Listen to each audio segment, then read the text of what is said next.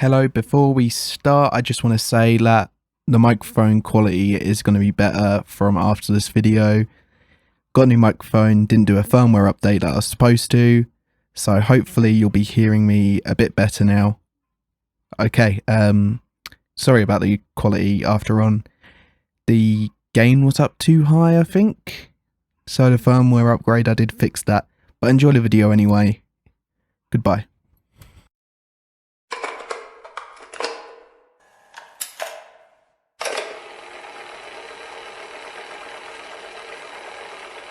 Hello everyone, sorry it's been a while in the database. The site that I'm on had a breach.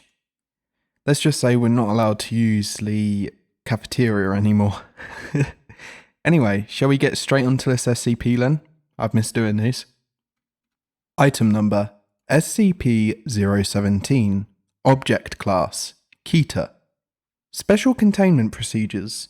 SCP-017 is contained in an acrylic glass cage, 100 cm by 50 cm by 50 cm, centrally suspended in a concrete room measuring 6 meters by 6 meters by 4 meters. Attached to the walls, ceiling, and the floor of the room are high-intensity arc lamp spotlights, point directly at the acrylic cage, to ensure that SCP-017 is constantly exposed to the light from every single angle.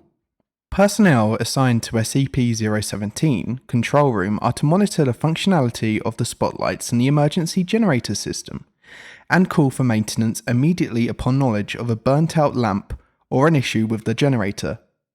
The only circumstance under which personnel are allowed entrance is to replace lamps. Personnel entering the room are required to wear the designated full-body reflective suits, and must be cautioned not to step in front of functional spotlights. Description: SCP-017 is a humanoid figure, approximately 80 cm in height, anatomically similar to a small child, but with no discernible identifying features.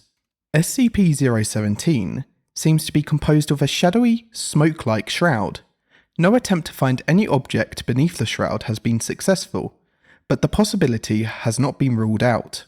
SCP-017's reaction to shadows cast upon it is immediate and swift. SCP-017 leaps at the object casting the shadow and completely encloses it in its shroud, whereupon it returns to its normal size, leaving no trace of the object behind. Okay, and now we have the document from the Serpent's Hand about SCP-017. This document describes SCP-017 as the second of the Lost Children, Envy's Beacon, Penumbra Wanderer, and the second child. The second lost child, a creature of shadow, is likely the most dangerous of the lost children. Even gods tremble with unease at its passage. It is held captive by the SCP Foundation, who knew not what they sacrificed to imprison it. Most Hand members feel this is for the best. The second child appears often in ancient texts, and is commonly used as a symbol of mystery, love, eternal hunger, and all of the above. During the Great Purge, the law of lost children was burned and shattered after the Edict of Knarf was proclaimed. A taboo against writing down further information grew out of this event. There seems to be a special taboo associated with the second child, though it's unclear why. Therefore, most knowledge of the second child has been lost, though a few select tomes are said to exist somewhere in the archives. The second child will attack and consume anything casting a shadow upon it. Despite its role in many ancient stories, no recent accounts of it indicate attempts to take any other action or communicate in any way. And now we're on to the knowledge section of the document. Traits. The second child's appearance is that of a human child of 1 to 2 years in age. Many say now that its features are impossible to discern, though there are many flowery descriptions in literary sources. Of course, none specify gender, sex, ethnicity, or any similar details.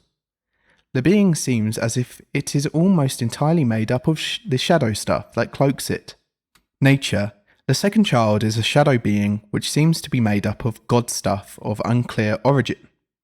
There are many non-specific and contradictory accounts of the second child's makeup, perhaps made so by the old taboo against setting down certain pieces of knowledge about the being. If a shadow is cast onto the second child, it will leap through the air at the caster of the shadow and consume the caster within its shroud. It is not known what happens to those consumed by the second child's shroud, but they vanish completely once consumed. History and associated parties. The second child is strongly associated with the other lost children, but in most of the stories, the second child is shown choosing not to keep company with them, even before the lost children as a whole were scattered across the earth. The reasons for this are not known. It does not seem to have been actively hostile to the other lost children, except the fourth. Many old scholars view the second child and all other lost children as inherently opposed to the children of dust, by their very nature, and therefore the two must always be in conflict except when walking the pathways of the gods. This view has fallen out of favour in recent years, replaced by a more nuanced point of view on the remaining known lost children. However, modern views on the second child are mostly the same as the traditional views.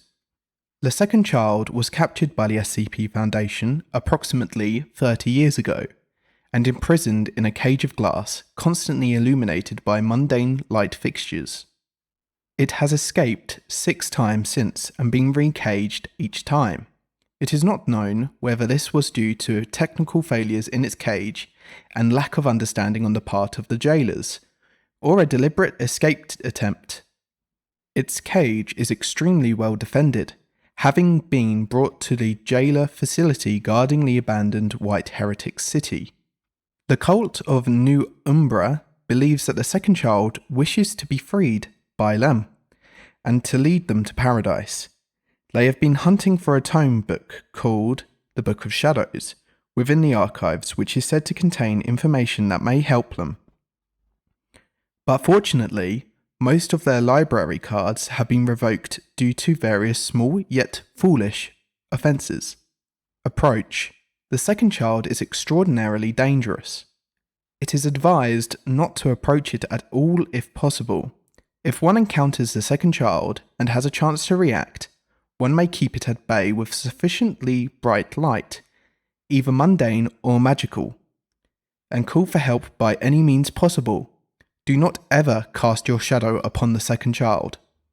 Thankfully, encountering the second child is presently unlikely. However, if they escape, they have been known to make use of ways, and though they have never yet attempted to enter the library, many hand safe houses are connected to ways and would be at special risk. If the second child permanently escapes jailer custody, which may be inevitable, it is highly recommended that hand members cooperate to capture and cage it ourselves. Escape could mean the deaths of countless thousands. Efforts to communicate with it and to pacify it are also presently being researched. Okay, and now we're on to the observations and stories part of this document. The second child appears referenced in many major magical and historical texts, accessible in the Wanderer's Library. Information on the second child received from the archivists can be found in the Lost Wanderers volumes, still undergoing transcription. The initial volume, The Wandering Boy and Other Captives, is currently being transcribed. The Codex Vatican claims that the second child victims are not killed, but taken to a special afterlife of eternal shadow, said to be the same as the plane of love and variously claimed to be a sort of paradise. Elizabeth Dufree has been seeking out eyewitness stories of the second child. Please contact her or the article maintainer if you have a story. And this part of the document is called Doubt. There has been much argument regarding what occurs to the victims of the second child. The Codex Vatican story above is the oldest account we have currently assessed, but it specifically mentions that it is contradicting even older sources. Given the dubious nature of the Codex Vatican, finding these sources could be very helpful. As mentioned before, the Umbra cult believes that the second child wishes to be freed and will lead them to paradise. This is contradicted by almost every existing authority upon the subject, even the Codex Ratigan, which portrays the second child as unwilling to bestow its favour upon anyone, and claims that the afterlife question is due to the kind of intervention of an unknown parental god figure. And now we have some quotes from, I guess, the members of the Serpent's Hand. I also object to calling Hand members who are part of the Umbra cult unstable. This is unnecessarily insulting and generally meaningless anyway. We should reach out to the Umbra cult to discover where they believe they obtained their ideas from. Are we really so sure they are incorrect? This was written by John S. It's not meaningless if it accurately describes their strange worship of death. Not to mention all the shenanigans they've got up to get their library cards revoked. Best to distance ourselves from that nonsense as much as possible, especially if we want to keep on the library's good side, and even if they're correct. Do you really want to take that risk, considering how deadly the second child is? I mean, really? This was written by Ria I. And that is it for this article. Hopefully the database is back up after the breach. I wish I could go for a coffee, but even we're not allowed to go to that anymore. Anyway, that's it for this one. Goodbye. It is Creepy Otter here at the end of this video. Don't get worried, I'm not going to do this a lot. I just want to say two things. My microphone is here, you can probably tell. Please tell me what the quality is like, because I'm still changing a few settings. Secondly, I might sound a bit ill, and that's because I just had my second vaccine and I thought it wasn't affecting me that much until my throat started hurting. Anyway, you should get uploads daily. Maybe not tomorrow, but after that we should be okay with uploads. Alright, thank you for watching, like and subscribe, goodbye. This is an editing note. My neighbours are having a party, so that's why you can hear music.